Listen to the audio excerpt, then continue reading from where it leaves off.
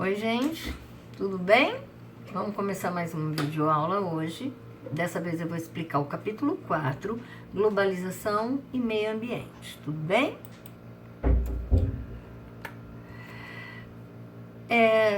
No século XXI, desde o final do século XX, começo do século XXI, o mundo está sofrendo, passando por uma intensa urbanização e industrialização, aumentando muito o número de cidades, aumentando o número muito grande de população que vive nas cidades e aumentando cada vez mais o número de indústrias, cidades cada vez ficando maiores, mais industrializadas.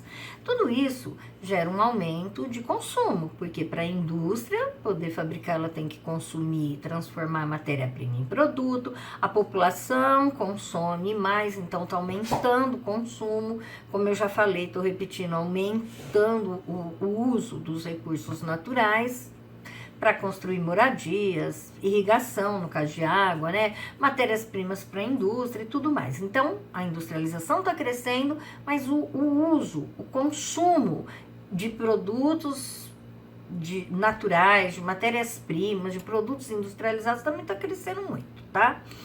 A maioria da exploração é ilegal, é feita assim, sem planejamento, sem preocupação nenhuma com o meio ambiente. A preocupação deles é que eles querem produzir cada vez mais para ganhar cada vez mais, ter lucros cada vez maiores, e não existe uma preocupação com o meio ambiente. Então, por isso que a gente está vendo que final do século XX, começo do século XXI, houve um agravamento dos problemas ambientais. Aumento de poluição, aumento de desmatamento. Cada ano que passa a gente ouve falar direto na televisão do aumento do desmatamento, no Brasil inclusive, né? Escassez de água potável, mudanças climáticas, aquecimento global, enfim. Tá? No livro de vocês tem, eu também coloquei duas fotos aqui, uma da China, outra da Índia, no caso, daqui no meu slide, que mostra nitidamente um dos principais problemas ambientais, que é a poluição do ar, causada por essa intensa industrialização principalmente, tá? O consumo e a produção de lixo. Nessa busca que esses empresários, que esses donos de indústria têm, querendo lucro cada vez maiores, produzindo cada vez mais, a população consumindo em excesso, cada vez mais, usando os recursos naturais, né, e tal, tá gerando cada vez mais, principalmente nos países desenvolvidos e nos países em desenvolvimento ou nos emergentes, né, como a gente chama, os países subdesenvolvidos, industrializados, um acúmulo de lixo muito grande, um desperdício muito grande de recursos naturais, de matérias-primas, produzindo cada vez mais uma enorme quantidade de lixo, tá?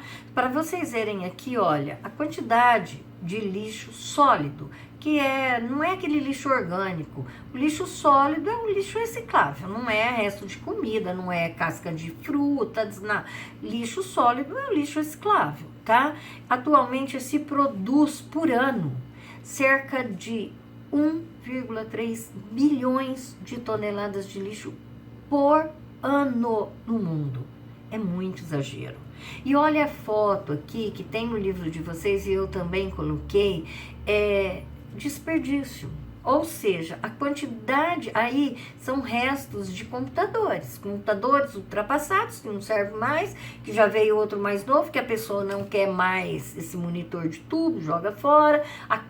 Esse lixão aqui na Argentina, olha a enorme quantidade de lixo, né, que é desperdiçado, que é jogado todo ano. Os países que mais geram lixo no mundo, per capita significa por pessoa, gera mais de 2,5 kg por dia por pessoa no mundo. Os países que mais geram lixo, justamente um dos que mais produzem, né? Estados Unidos, Nova Zelândia e Noruega são os países que mais produzem lixo. A produção de lixo aqui tem um mapa, tá? Que é a quantidade de lixo por pessoa. Quanto mais forte for a cor, significa maior é a produção de lixo por pessoa por dia.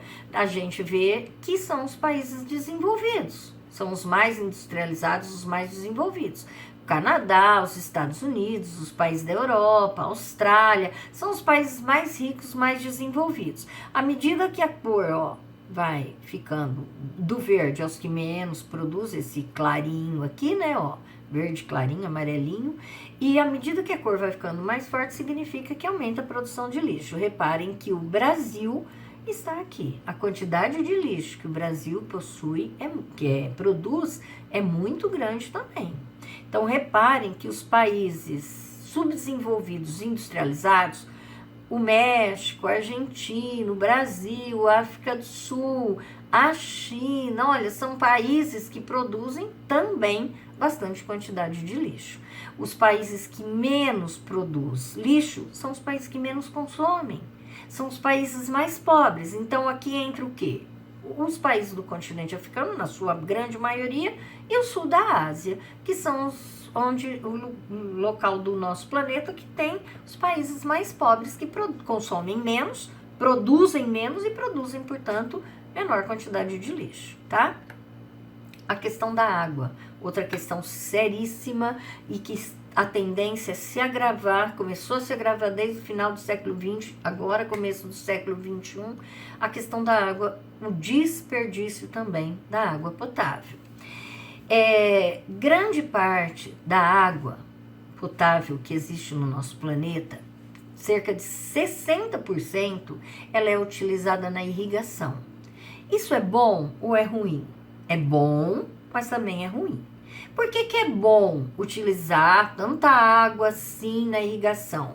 Porque aumenta a oferta de alimentos. Então, quanto maior a oferta de alimentos, menor o preço. A tendência é baratear, né? Então, tem mais alimentos sendo oferecidos, menor o preço dos alimentos. Só que, por que é ruim? Porque diminui também a oferta de água potável, certo? Então, se 60% da água só sobra 40% para todo o restante, para a indústria, para o uso doméstico, para a pecuária, enfim, tá?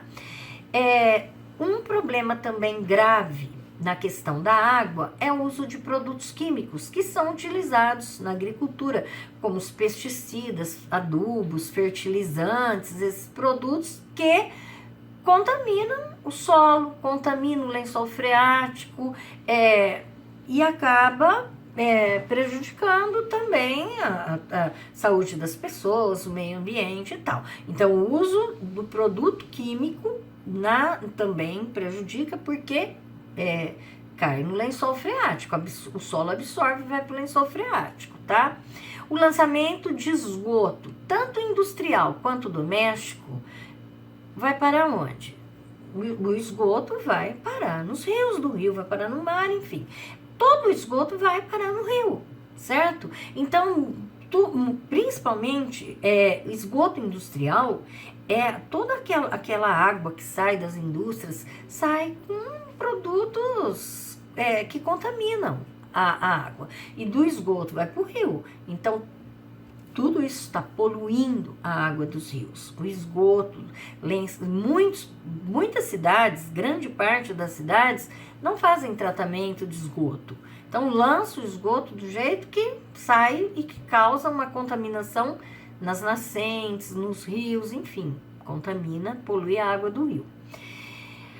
No futuro, já é previsto que haverá uma disputa entre países por controle de água. Para nós aqui do Brasil, para nós que vivemos na região sudeste do Brasil, parece que é uma coisa meio futurista, que é coisa que vai estar muito longe de acontecer. Tá não. Por quê? Porque tem países como estes daqui, ó, essas cores, se vocês olharem a legenda desse mapa, significa a quantidade de água potável disponível país tem. O azul, por exemplo, ó, significa alta, muito alta, o azul escuro, muita oferta de água potável, muita quantidade de água em lençóis subterrâneos, em aquíferos, rios e tal. O azul já é um pouquinho menor e tal, mas à medida que vai para o amarelo, para o laranja, para o vermelho, significa o quê? Escassez de água. O vermelho, todo o norte da África, do continente africano, toda essa parte do Oriente Médio é escassez de água. É regiões que sofrem com uma falta de água. O Oriente Médio, quase todos os países do Oriente Médio são desertos, clima desértico, falta de chuva total. Então, o que está acontecendo? No futuro, e que não é tão distante assim, já existe alguns conflitos nessas regiões pela questão da água, mas no futuro a tendência é que isso se agrave, porque o que está pintado de laranja escuro é problema que são países que já sofrem com a falta de água, tá? Imaginem nós aqui, gente, olha a situação do Brasil, azul escuro, muito alto, quer dizer, muita oferta de água, né, disponível, água potável disponível. Gente, vocês lembram, não? O ano passado, retrasado, falava na televisão rodízio de água na cidade de São Paulo. Falta água na cidade de São Paulo. Então, nós não estamos assim, apesar de estarmos bem na fita aqui, nós também sofremos com questão de água em alguns lugares. O Nordeste do Brasil sofre questão de falta de água. E no mapa aqui nós estamos pintados de azul escuro. Imagina, então, esses países aqui, Oriente Médio, Norte da África e tal, tá? É só uma foto. A questão da água. Aumento da produção industrial e agrícola, não é isso? Do século XXI para cá, o número de cidades aumentou, o número de população nas cidades aumentou, o número de indústrias aumentou, está se produzindo cada vez mais, a agricultura está se expandindo, cada ano que passa está produzindo cada vez mais, isso é ótimo, só que também gera problemas no abastecimento de água. Vocês viram no outro slide que 60% da água potável ela é utilizada para irrigação, então é um problema sério o abastecimento de água, tá? Os problemas no consumo.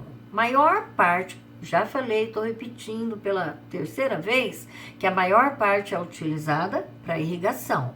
Ótima oferta de alimentos, mas gera problemas de abastecimento de água. Falta água potável para os outros setores, doméstico, industrial e tal.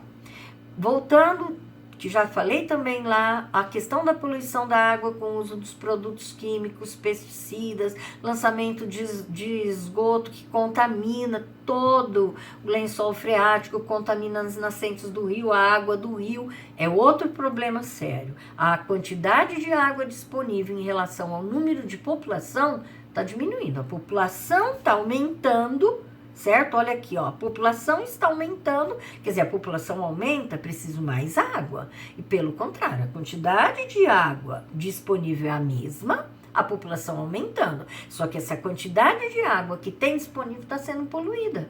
A nascente está sendo poluída, o esgoto está sendo jogado nessa água. Então, a oferta da água própria para o consumo, sem poluição, sem fertilizantes, sem esgoto, está diminuindo.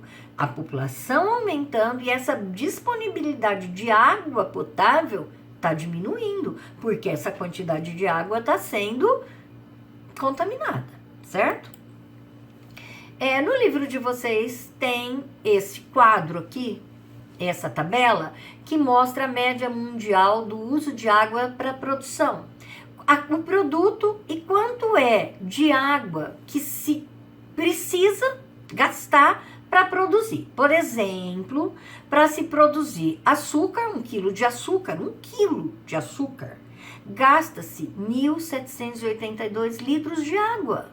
A gente fala, ai, que absurdo. Gente, mas para produzir um açúcar, você tem que lembrar que precisa da cana.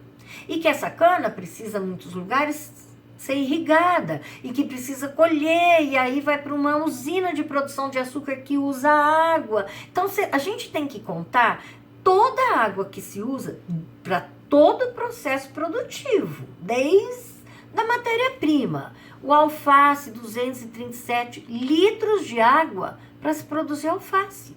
Porque se você não regar o alface 2 vezes por dia, ele não produz. Muitas vezes fica lá aquela irrigação várias horas por dia. É a água que vai para se produzir alface. E aí tem, olha, arroz, banana, batata. Vocês peguem o livro de vocês vão ver aí os produtos que mais consomem água. Gente, olha o chocolate, que é uma delícia, né? Mas 17.196 litros de água. Desde a plantação do cacau, da irrigação do cacau para a produção de chocolate, desde o comecinho, tá? Então, é contando todo o processo produtivo aqui, tá? Eu coloquei um gráfico para vocês que no livro de vocês não tem, mas vocês podem olhar aqui, né, no slide, ó. Consumo médio de água para a produção de alguns produtos agropecuários. É quase igual a tabela, mas aqui está em forma de gráfico. Para se produzir carne de vaca, olha a quantidade para 1 quilo de carne de vaca, né, de boi, sei lá, precisa de 15.400 litros de água para 1 quilo de carne. Do porco, 5.990 litros, da galinha, 4.330 litros, a 1 quilo de carne de frango. Para se produzir a soja, 1 quilo de soja, 2.145 litros. Para o milho, para um cafezinho, gente, um cafezinho, 130 litros de água. Desde do pezinho do café lá, até ele crescer, até ele começar a produzir, para produzir um cafezinho, tá? Dá para ver aqui também pelo meu gráfico que a maior parte da água consumida, né, vai para a agricultura, principalmente irrigação. Para agricultura e irrigação, tá? Para o pé de café, para os produtos que não são irrigados, irrigação 60%, o restante é para os outros produtos. Para a pecuária, 11%. Para consumo urbano, que são as casas, as residências, as cidades, as ruas, tal, 9%. A indústria, 7%. E a zona rural, consumo rural, mas assim, fora agricultura e tal, 1%. Então, a gente percebe que a agricultura é a que mais consome água, tá? Pegada hídrica é outra coisa que no livro de vocês também não tem, tá? Mas eu fiz questão de colocar porque eu achei interessante. O que é pegada hídrica? É definida como um volume de água total usada durante a produção e consumo de bens e serviços, bem como consumo direto e indireto no processo de produção. Então, aqui no livro de vocês, apesar de não falar isso, é uma pegada hídrica. Isso daqui que está na tabela é uma pegada hídrica. Ou seja, é todo o volume de água que é usado desde lá da matéria-prima, do comecinho da produção, para produzir tudo, consumo e tal, é a pegada hídrica, tá? Então, aí, ó, pegada hídrica per capita, por pessoa, por ano. Aqui, quanto que cada pessoa consome de água por ano. Na China, cada pessoa consome 1 milhão e 70 mil litros de água por ano. Uma pessoa, per capita. No Brasil, olha bem, cada pessoa no Brasil consome 2 milhões e 20 mil litros de água. Em Portugal, 2,5, nos Estados Unidos, 2,84, ou seja, é muita água por pessoa no ano, né, gente? A disputa pela água. Lembra que eu falei lá no outro slide que no futuro, que não vai ser um futuro tão distante assim, vai existir disputa pela água. Principalmente nos países do norte da África, do Oriente Médio, do restante do continente africano, aqueles países que sofrem mais com a falta de água, né, que não tem tanta água disponível assim, vai enfrentar problema de disputa pela água. E principalmente por quê? Porque existem recursos hídricos, e o que a gente entende por recursos hídricos? Tudo que tem água. Rio, lago, os aquíferos, os lençol freático e tal, né? Muitas vezes esses recursos hídricos aqui, eles são compartilhados por 2, 3, 4 países. Então, por exemplo, o Rio Nilo é um rio importantíssimo, maior do mundo, né? A água do Rio Nilo é compartilhada pelo Egito e pelo Sudão. Tanto o Egito quanto o Sudão usam a água do Rio Nilo principalmente para irrigação. Então, eles compartilham, certo? Então, pode ser que no futuro próximo venha a ter algum conflito, né? Pela quantidade que um usa, o outro vai barrar, enfim, né? Outro, rio Eufrates. Tanto a Turquia, o Iraque e a Síria compartilham a água do rio Eufrates. Eles usam a água do rio para irrigação e para outras coisas também, como fonte de abastecimento de água, tá? Então, atualmente, países enfrentam problemas de escassez de água. Aqueles países que eu mostrei na foto, no mapa lá atrás, no outro slide, que estão pintados de vermelho, de laranja escuro, são para países que sofrem problema de escassez de água, tá? No futuro pode ocorrer conflitos e tal. Aqui é um mapa que também, semelhante àquele que eu mostrei antes, é um mapa um pouquinho diferente, mas dá para perceber. Quanto mais azul, melhor a situação, maior a disponibilidade de água por pessoa, e quanto mais forte a cor amarelo, laranja mais escuro, significa o quê? Menos oferta de água potável disponível por pessoa. Então, a gente percebe que a situação do continente africano não é boa, principalmente o norte aqui, ó, o nordeste da África, olha o Oriente Médio, olha o sul da Ásia, uma questão grave de abastecimento de água. O México também, que tem grande parte do México aí, que é área desértica, enfim, enfrenta problemas. Aqui no Brasil, vocês podem reparar que o Nordeste brasileiro aqui, ó, enfrenta problemas de escassez de água, tá bom? O uso da água no setor industrial. Não é muito, vocês lembram naquele outro slide, e aqui eu coloquei um gráfico para vocês, a mesma coisa, agropecuária 70%, para irrigação e cultivo dos outros produtos, a indústria 8% e a indústria 22% e o uso doméstico 8%. Tá? Então, a gente percebe que a indústria consome muito menos água do que a agropecuária, tá? Só que consome bastante água também, tá bom? E por que a indústria consome tanta água? Olha aqui, ó, para lavar equipamentos, lavar os materiais, para instalação, no sistema de refrigeração, muitas máquinas das indústrias são refrigeradas com água. Então, eles precisam estar passando água sempre nessa máquina para ela não esquentar, não parar de funcionar. Na geração de vapor para produzir energia. Então, aquela energia térmica, muitas vezes, a água é aquecida, né, para gerar um vapor, para gerar energia, no processo para produzir determinadas mercadorias, o alumínio, por exemplo. Para se produzir alumínio, a quantidade de água que se utiliza é absurda, é muito grande. Então, na produção de determinados produtos também se consome muita água. E o que acontece com essa água depois que a indústria usa? Ela descarta, ela joga fora, não é? Não vai aproveitar. Então, após o uso, ela é descartada. Aonde? Na rede de esgoto. E do esgoto vai para onde? Vai para o rio. E muita água dessa da indústria, que a indústria descarta, né, depois que usou, ela carrega para o meio ambiente resíduos tóxicos. Isso daí, no livro de vocês não fala, mas é chamado de efluentes. Então, o que são efluentes? É todo esse resto, metais pesados, produtos tóxicos que a indústria joga junto com a água e que vai parar nos rios. Vai contaminar as nascentes, vai contaminar lençol freático, vai contaminar água do rio, dos lagos, enfim, tá? Aqui é uma charge que, se eu tivesse uma aula presencial, eu ia pedir para vocês explicarem para mim o que vocês entenderam por essa charge. Vocês podem até fazer o exercício antes de eu falar.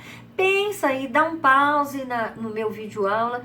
Tenta ver se vocês acertam o que significa essa charge. O que o cara que desenhou, o chargista aí, o que ele quis representar com essa charge dele.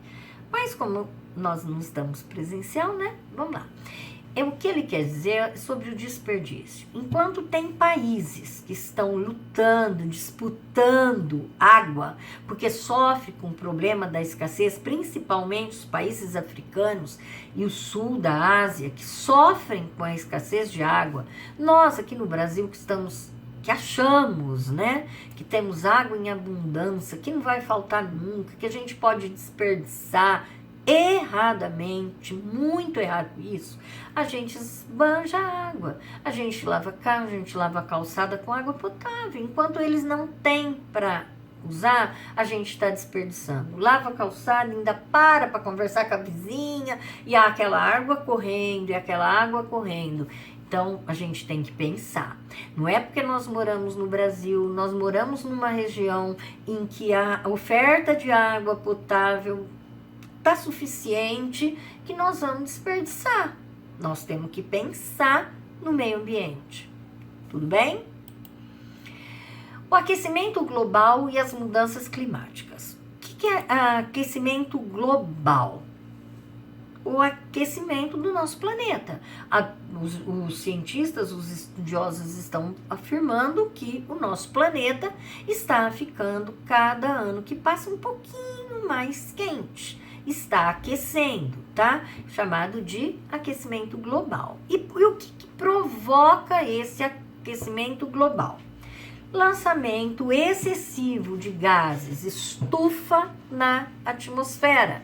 E quem é que lança gases estufa na atmosfera? É um fenômeno natural? Não, é lançado pelo homem, é uma atividade humana. Então, o homem está, para produzir mais, para aumentar as indústrias, está poluindo mais, está lançando mais gases de efeito estufa. Não é só a indústria também, desmatamento e tal, né?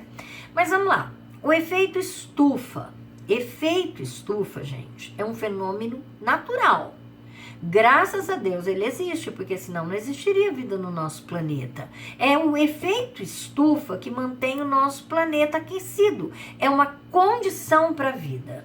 Ou seja, os raios solares, eles atingem a superfície do solo, atingem o solo, aquecem o solo e devolve o calor para a atmosfera. É esse calor devolvido para a atmosfera que vai deixar o ar quente. Se não existisse nada que segurasse esse calor, né, não existisse camadas da atmosfera que segurasse esse calor produzido durante o dia, à noite esse calor ia todo embora, ia ficar um frio imenso, não ia existir vida no nosso planeta. Então, é graças ao efeito estufa que mantém o nosso planeta aquecido na medida certa, né, que existe vida no nosso planeta. Mas o que o homem está fazendo? O homem está aumentando esses gases que seguram esse vapor aquecido, que mantém o nosso planeta aquecido. Ele está aumentando o lançamento desses gases. Então, como está uma camada muito espessa desses gases de efeito estufa, está segurando muito mais calor do que segurava antes. Então, por isso, o nosso planeta está ficando mais quente a cada ano que passa, tá? Então, as florestas que absorvem esses gases estufa, os oceanos que absorvem o gás carbônico, a floresta que absorve o gás carbônico e transforma isso daí em oxigênio, devolve para nós como oxigênio, todo mundo sabe disso. As plantas absorvem o gás carbônico, fazem a fotossíntese e devolve para a gente o oxigênio. Mas o que está acontecendo?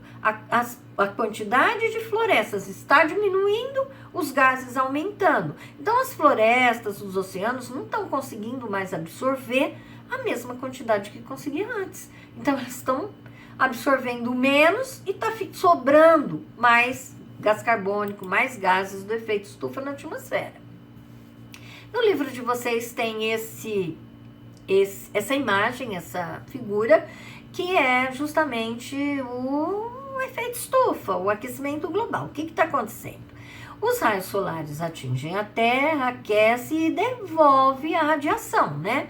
O calor absorvido, depois ele devolve. Existe uma camada, né, natural que absorve parte deste calor. Uma parte passa, vai embora, né?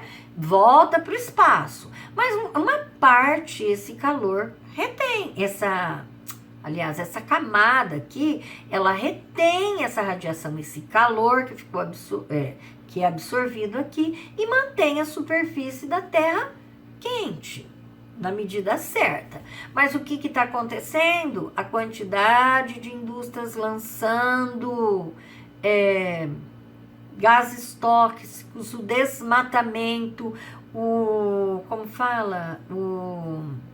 as queimadas, tudo isso daí está lançando uma quantidade muito grande de gases na atmosfera. O desmatamento está diminuindo a quantidade de florestas. Para absorver isso, está sobrando muito calor aqui. Então, aí acaba sendo o que a gente chama de aquecimento global, tá? Tá ficando mais quente, por quê?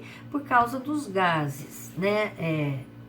Estufas que são lançados na atmosfera em quantidade excessiva, tá bom? Olha aqui, ó, o vapor de água liberado pelo aquecimento dos oceanos contribui para a elevação da temperatura na atmosfera. As geladeiras, os solventes, aerosóis, ar-condicionado liberam o CFC, que é gás efeito estufa. A queima de combustíveis fósseis nas indústrias, nos veículos, libera o vapor, libera CO2. A decomposição de matéria orgânica em arrozais, pântanos, oceanos, depósito de lixo, sistema digestório de animais produz o gás metano, que também em excesso as plantas não estão conseguindo absorver, certo? Aqui são os principais gases de efeito estufa: o CO2, que é o gás carbônico, que é o lançado, que é o maior, né, que é lançado, o metano, o CFC e os outros gases. Os gases estufa. Gases estufa, como é que eles são produzidos? Queima de combustíveis fósseis. Então, quando se queima petróleo nas indústrias para produzir energia, o carvão, o gás, quando se queima, se acende um fogo que usa gás, mas principalmente em indústria, o vapor produz gás estufa. As queimadas, tudo do vapor que sai das queimadas gás estufa. O desmatamento, por que ele aumenta o gás estufa? Porque são menos árvores absorvendo esses gases poluentes aí. Decomposição de matéria orgânica. Matéria orgânica é lixo. Então, todo lixo que está se decompondo, não sei se vocês já repararam, mas ele solta uma fumacinha, ele solta um vapor. Então, todo esse vapor liberado da decomposição da matéria orgânica, e a gente sabe que a quantidade de lixo, cada ano que passa, está aumentando mais no mundo inteiro, a quantidade de gases liberado por ele também está aumentando, tá bom?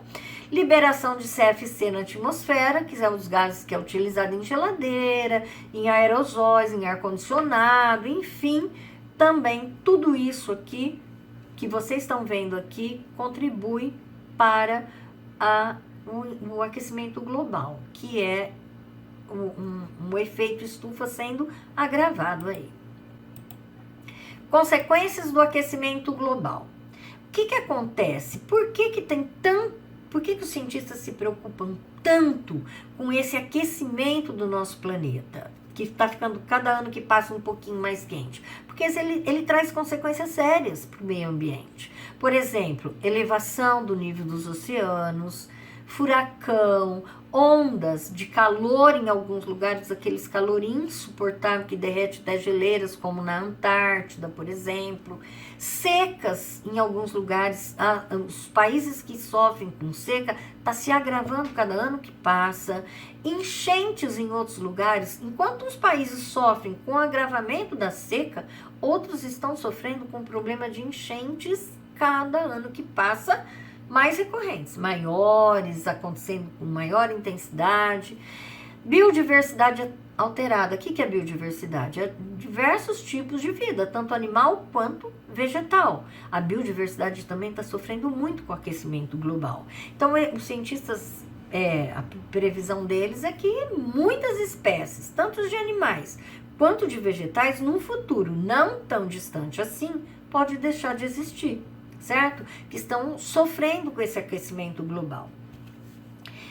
Essas mudanças climáticas, além de tudo isso que elas podem provocar, seca, enchente, furacão, a extinção de espécies animais, vegetais, elas também afetam a produção agrícola e a pecuária, a criação de gado, né, a pecuária.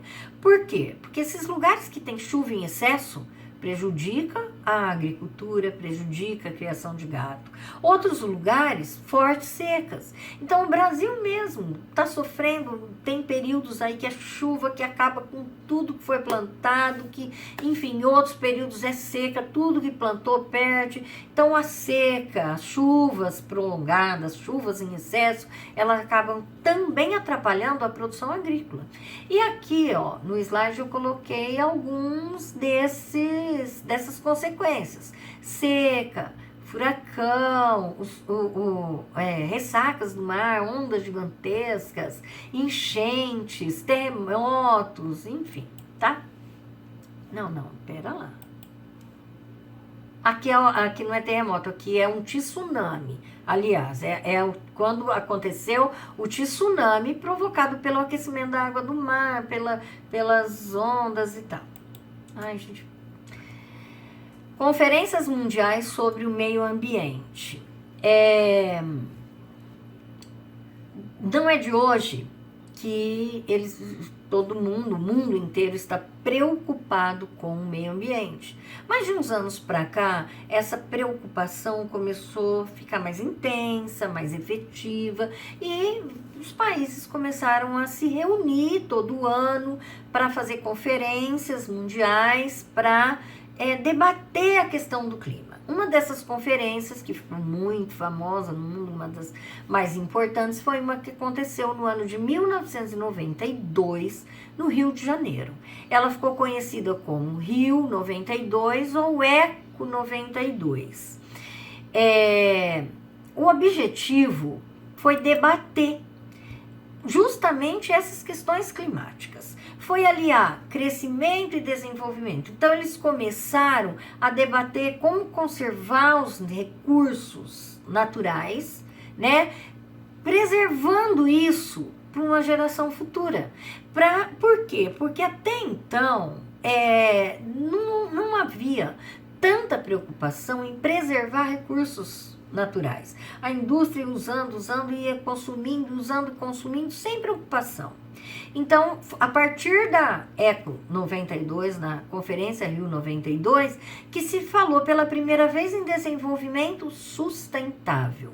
O que vem a ser o desenvolvimento sustentável?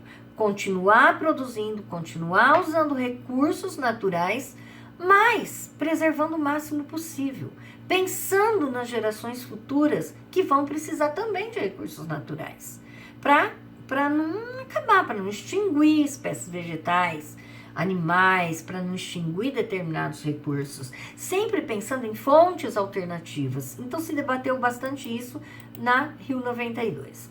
Resultados dessa conferência do Rio de Janeiro em 1992 foram vários documentos.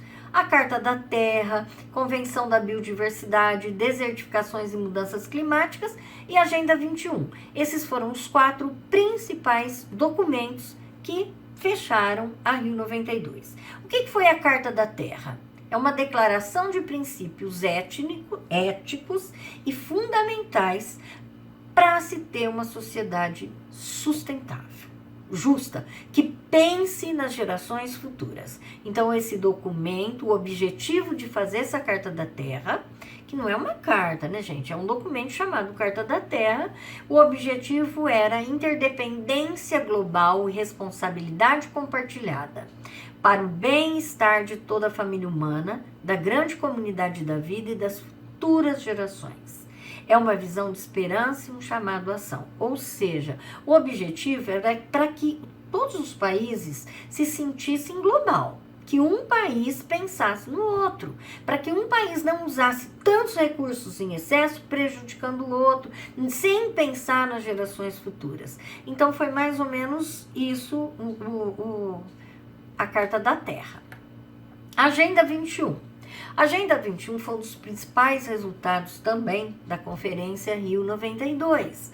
É um documento que estabeleceu a importância de cada país se comprometer a refletir em nível mundial, global e no seu país, no seu local, na sua cidade, no seu bairro, no seu país, enfim, pelos governos, empresas, organizações não governamentais, pessoas comuns, todos os setores da sociedade, para que cada um pensasse no seu problema local e no problema geral, global, do seu país, do mundo inteiro, e que discutisse esse assunto nível, vou repetir, local, estadual, federal, mundial, para tentar solucionar alguns problemas, contornar alguns problemas ambientais. Cada país tinha que fazer a sua agenda, que foi chamada de Agenda 21. É pensar em propostas, colocar no papel, discutir em todos os setores os problemas ambientais e tentar encontrar solução para eles. A Conferência Rio +10. Então, 1992, mais 10 anos, deu 2002, foi uma outra conferência que também reuniu vários países do mundo, praticamente quase todos os países do mundo, só que dessa vez, apesar de chamar Rio +10, ela foi realizada na África do Sul, na capital da África do Sul, em Joanesburgo. Qual o objetivo? Avaliar os resultados da Rio 92. O que foi feito nesses 10 anos que se passaram? Todo mundo se comprometeu, os países fizeram, cumpriram a sua função, cumpriram o seu papel, estão realmente preocupados com o meio ambiente. Agenda 21, surgiu efeito, surgiu propostas, enfim. E também outro objetivo, renovar os compromissos que foi feito lá em 1992. Só que quando lá em Joanesburgo eles começaram a debater os avanços, o que tinha acontecido, eles ficaram frustrados. Não houve progresso, prevaleceu os interesses econômicos dos países, não se aprofundaram nas questões do meio ambiente, não teve relevância. Então, eles perceberam que em 10 anos não mudou muita coisa não, tá? Bom, aí daí mais 10 anos veio a outra conferência, Rio +20. E desta vez, de novo, foi no Rio de Janeiro, em 2012, tá? Foi a Rio +20, de novo no Rio de Janeiro, igual a do Rio, lá 92, tá? O objetivo, discutir sobre a renovação do compromisso político com o desenvolvimento sustentável. Então, sempre a mesma coisa, sempre debatendo, sempre discutindo como preservar, como manter o ambiente, degradar menos o ambiente e continuar produzindo, continuar economicamente crescendo, evoluindo, produzindo, mas pensando em preservar o ambiente para os netos, bisnetos, tataranetos que vão vir, para outras gerações futuras que vão vir e que vão precisar desses recursos. A água, por exemplo. Imaginem daqui a 200, 300 anos, se esta geração agora, nós, né, não pensarmos em preservar a água. Daqui 200, 300 anos, não vai ter vida no nosso planeta se não existir água. E as gerações futuras, como vão sofrer a falta da água? Então tem que se pensar nas gerações futuras também. Esse é o principal objetivo dessas conferências, tá? A Rio +20 foi o maior evento que já foi realizado pelas Nações Unidas.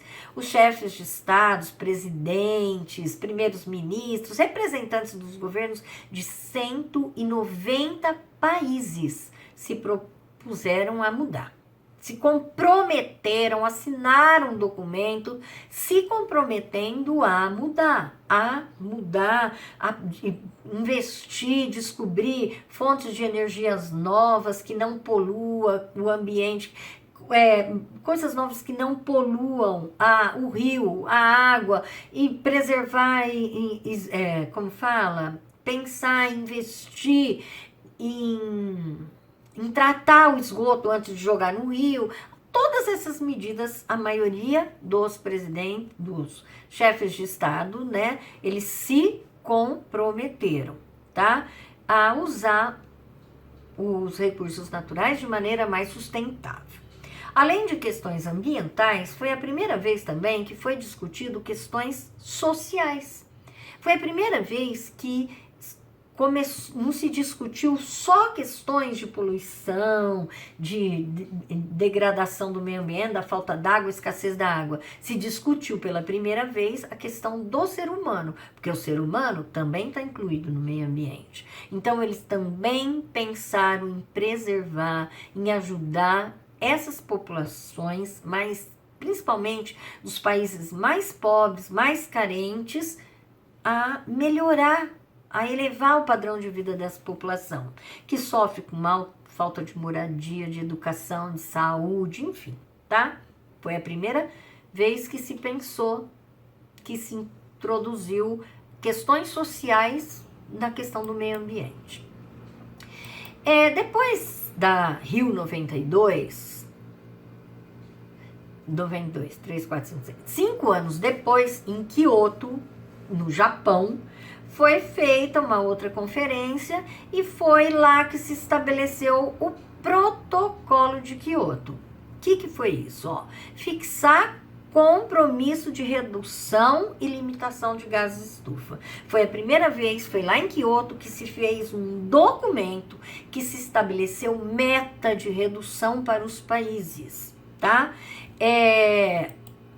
Se estabeleceu meta, cadê aqui, os países desenvolvidos nesse protocolo de Kyoto teriam que, entre 2008 e 2012, reduzir 5,2% a emissão de gases poluentes de efeito estufa que eram lançados. Então, se lança uma quantidade X, eles teriam que diminuir em 5,2% no prazo de 2008 e 2012. Quando chegasse em 2002, seria a vez dos países subdesenvolvidos começar a reduzir, só que para eles não foi estabelecida uma meta específica, mas seria a obrigatoriedade também deles reduzir isso.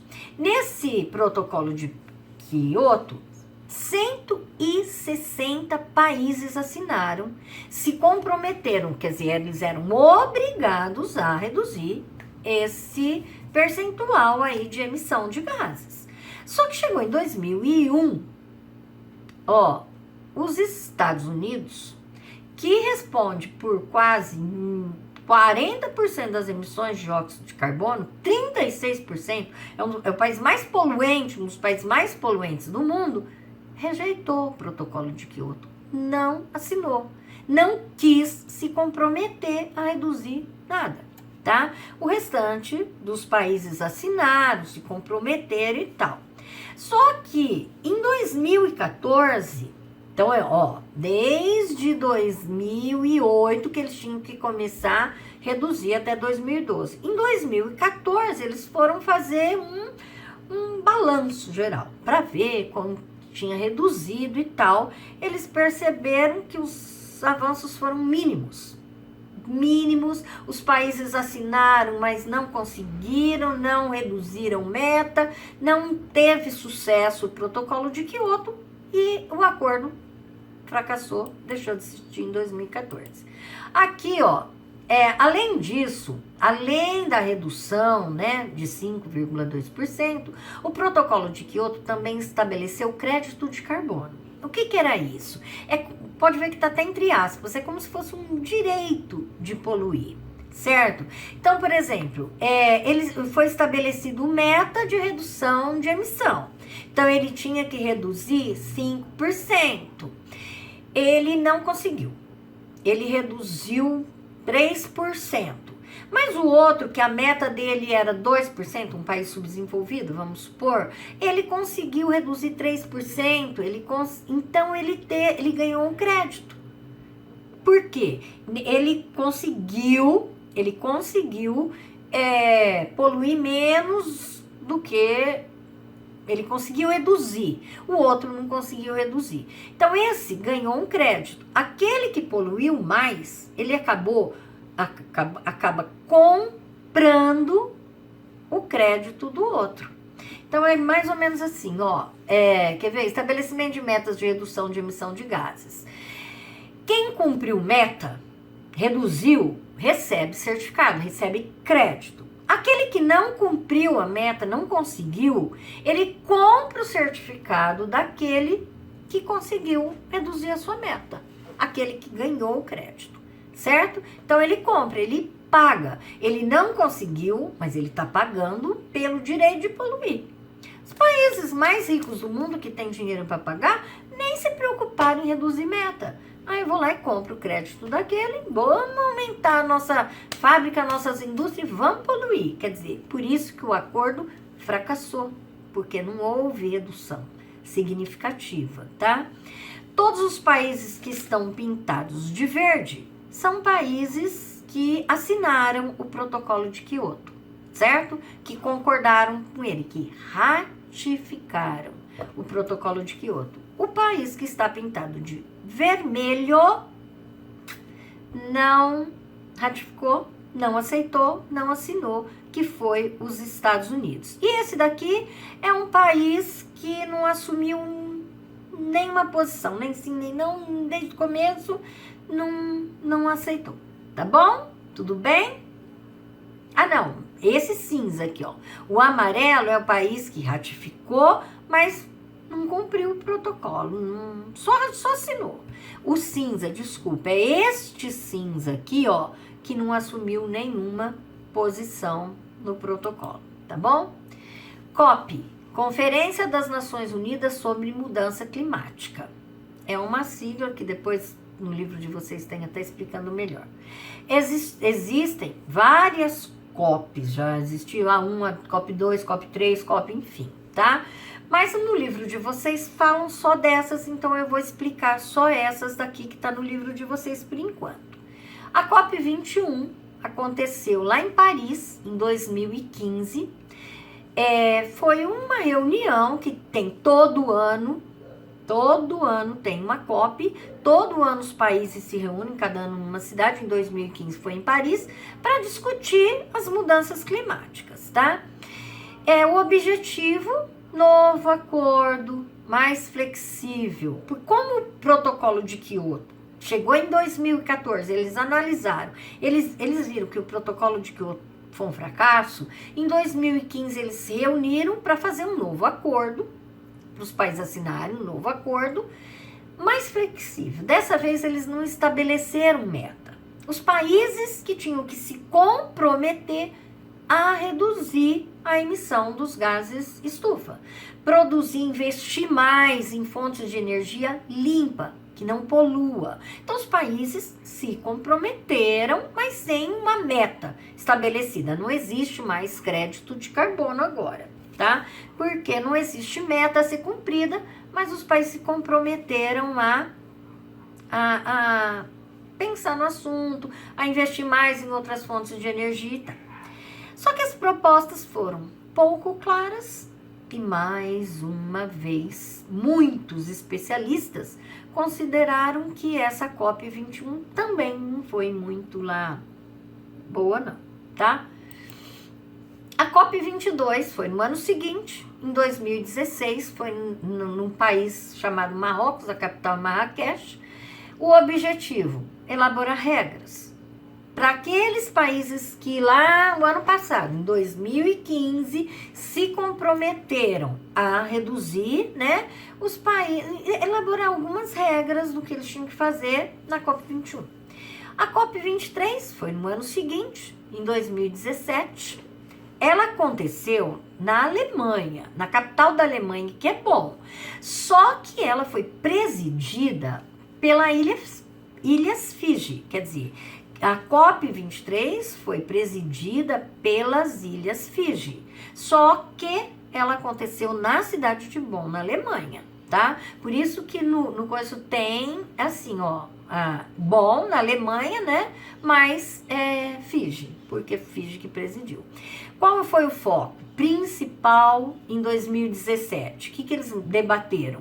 Diversidades de iniciativas e compromissos e maior ambição nas propostas. Então, eles cobraram dos governos que eles deveriam pôr mais ambição nessas propostas, fazer propostas que realmente diminuíssem mais esses efeitos danosos aí para o meio ambiente, tá? E que eles queriam mais iniciativas por parte dos governos que investissem mais, tá? Como fala aqui, ó, foi a primeira COP a ser hospedada por um estado de pequenas ilhas, né, em desenvolvimento, são as Ilhas Fiji, assumindo a presidência, foi a Ilhas Fiji, apesar do evento acontecer em Bonn. Tudo bem? Acabou a explicação do capítulo 4 no livro de vocês, vai até aí. Então, eu passei atividades para vocês. Vocês vão copiar, reparem bem, no caderno, todas as questões da página 72 e 73.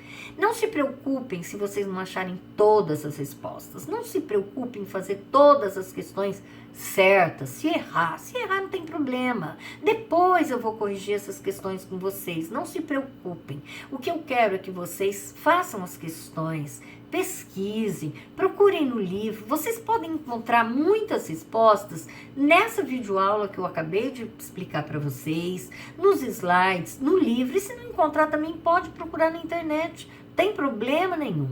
Não importa, não põe na cabeça que você precisa acertar as respostas. Você precisa fazer, você precisa procurar, você precisa pesquisar, tá bom? Que assim você vai aprender um monte de coisa, tudo bem? Isso é para fazer no caderno, tudo bem? Agora, em folha separada, reparem, vocês vão fazer um trabalho de pesquisa para entregar.